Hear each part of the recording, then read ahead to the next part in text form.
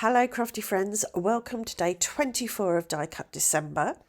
Today the random number generator tried to get me to do number 84 again, which was tickets. So I tapped the button again and it chose 14, which was butterflies, one of my favourite types of die. So here are all my butterfly dies. I do have loads of them and I'm not even sorry. I did think today though that I would just work with three, so I picked three that were fairly close in size and design to each other, but there was a large, a medium and a small. I only end up using one in the end, but that's what I started with. So I thought I'd do something delicate today, and I placed a piece of smooth white card in my stamping platform, held it in place with a bit of washi tape. And then I used Stormy Sky Distress Oxide to ink up a kind of grungy, vintage, scripty, botanical stamp. I put the ink on the stamp, blended the edges out with a brush so that I didn't get any harsh lines. I didn't want the whole stamped image, I just wanted some in the bottom left-hand corner. I did spritz the ink on the stamp with a little bit of water just to make sure it would transfer well from the rubber stamp to the paper, and it did. I did stamp it twice just to get a really good impression and add a bit of extra ink where I wanted it. And then I put some Stormy Sky on my mat again, hydrated it with a DIY shimmer spray this time. This is a white pearl shimmer spray, so it gives the ink a white shimmer. And then I picked it up with a paintbrush and spattered it on. So this adds a bit of energy, a bit of movement, a bit of shimmer and shine, some contrast. So that was the inking done. Next I wanted to add a bit of physical dimension by layering on some die cuts. So I took a butterfly net die and cut out this lovely net of butterflies from some more smooth white card. I added high-tack white glue to the back using my glue dotter, and then I stuck it on the card over my stamping and splattering.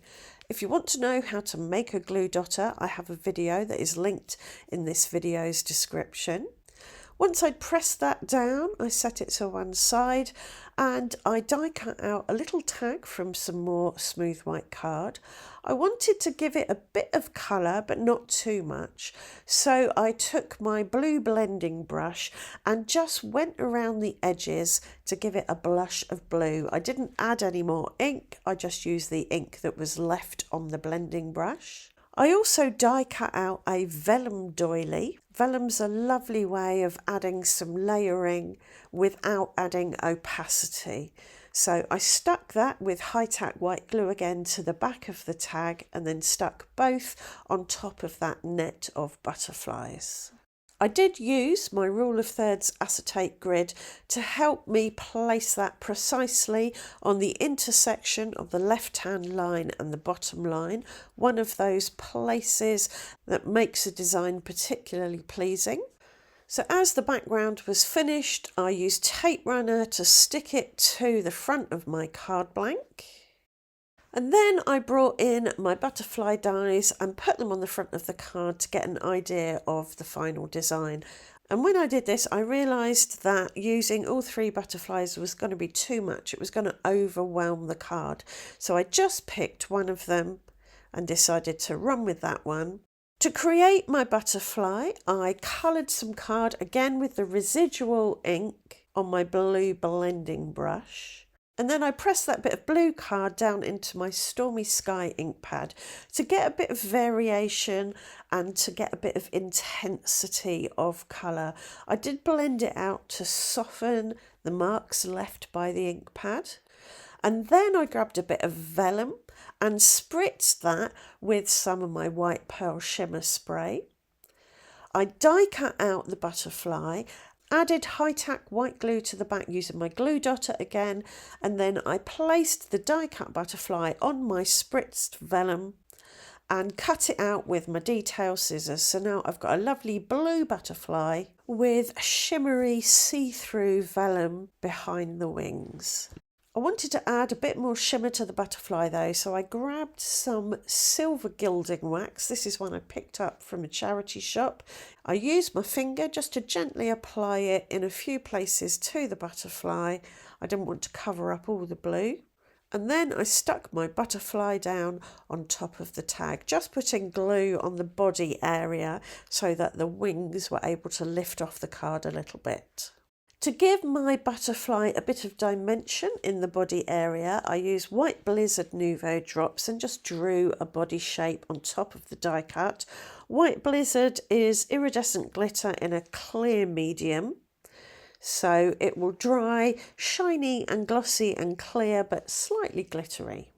As a finishing touch, I thought I would add a few more little blue butterflies. So I took the scraps from the paper that I cut the big butterfly from and run it through my die cutting machine with that net die, because not only does it cut the net, it cuts lots of little butterflies as well. So once I cut those, I added some dots of matte gel medium to the front of my card and then used my wax-tipped picker-upper to add the butterflies on top of the matte gel medium. Matte gel medium is a glue that dries matte. It's not shiny once dry, as the name suggests, so if it splurges out from under your die cuts, it won't leave a glossy mess behind. For my sentiment, I chose a pre-printed and pre-cut sentiment that says "You are beautiful," and I snuggled that in between the butterflies. And then as a final finishing touch, I added some more of those White Blizzard Nouveau drops in amongst the butterflies, just for texture and gloss, dimension, shimmer and shine. I did slap my card down onto my glass mat, and that just forces those Nouveau drops to flatten out a bit so they become flatter and wider rather than taller. And that was the card finished. I love how it turned out. I do love these kind of ethereal cards with lots of layers but monochrome, so there's not too much going on. I hope you like the card. I hope you've enjoyed the video. I hope it's given you a few ideas, and that I'll see you back here tomorrow for day 25 of Die Cut December. Thanks for watching. Bye for now.